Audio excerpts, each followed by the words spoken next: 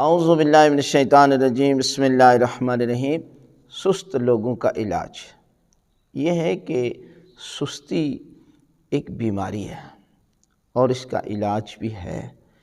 آپ نے دیکھا ہوگا کہ کوئی بندہ اس وقت تک اٹھتا نہیں ہے کہ جب تک اسے فائدے کا یقین نہ ہو اور نقصان کا خطرہ نہ ہو۔ وہ شخص کہ جو پورا سال سویا رہتا ہے، لیکن اگر باہر جو ہے وہ اس کی گندم ہو یا کوئی اور بھی چیز ہو جس کا نقصان ہونے والا ہو اور بارش آ جائے تو وہی بندہ جو ہے وہ فوراً اٹھ جائے گا، اس لیے کہ اسے یقین ہے کہ اگر میں نہ اٹھا تو یقیناً اس کا نقصان ہو جائے گا۔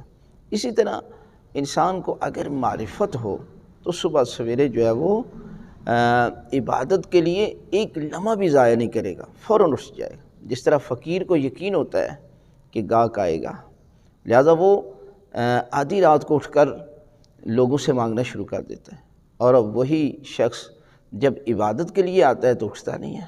یہ وجہ ہے کہ ہمارے اندر یہ سستی کا علاج سب سے بہترین معرفت ہے، کہ جب تک انسان کو کسی چیز کی معرفت نہیں ہوگی۔ دیکھیں وہی شخص دوڑتا نہیں ہے، لیکن جب اس کے سامنے سانپ آ جائے تو پوری باڈی، پورے وجود کے ساتھ جو ہے وہ اپنے آپ کو بچانے کے لیے کوشش کرے گا، پوری توانائی لگائے گا۔